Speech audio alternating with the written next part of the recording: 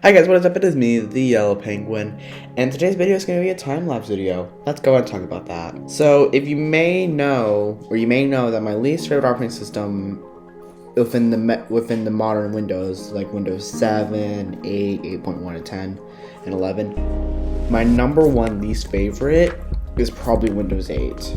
I rated it a complete mess, because it is really, in my opinion. Windows 8.1 I feel like fixed a lot of issues that I personally had with Windows 8. I had a bunch of experience with 8 anyways. But 8.1 is much better in my opinion. So in today's video we're going to be going to an HP Pavilion 20B314, which is an all-in-one desktop. I don't know if I've actually shown that in videos, desktop in videos, but I have shown the actual OS in videos. So today we're going to be installing Windows 8.0 on that computer, which it was released in 2013, and you might be thinking, wasn't Windows 8 released in 2013? Yes, it was. But here's the thing. Going on HP's specification website, if you go to that exact model, it says that it came with Windows 8 English or whatever. Windows 8.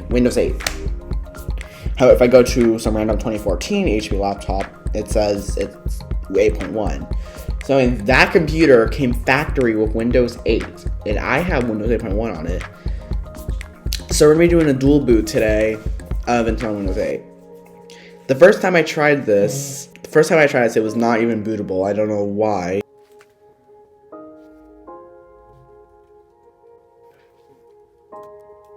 None of the ISOs were bootable for some reason, so I'm not sure what was wrong with that. But I figured out how we could install it via the ISO file, or I guess the flash drive really. So what we started out by doing was that we had to go into the sources folder and we had to go to, I think, setup.exe. And then it would like open the whole setup being kind of like you're installing it for the first time. However, it's just in Windows. You get the, do you want to make your experience better? Click yes or no, and then you get to choose to install. But if you want to make partition changes, it says reboot your computer, which we're not going to do. But I already had my partition set, so that was easy enough. However, the first time we tried to do that, we got said it was a 32-bit ISO, which I don't even know if it was. I think it was 64-bit, but something was weird of that. Like, fun. So, yeah. The final third try took forever, but we got it to work. So now you guys can go ahead and enjoy the time lapse.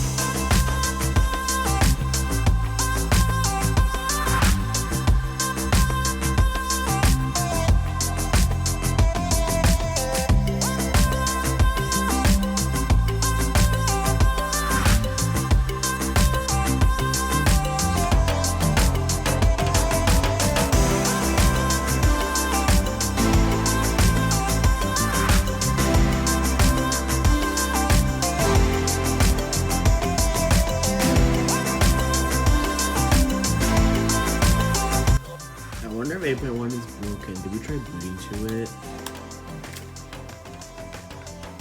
Let's try there.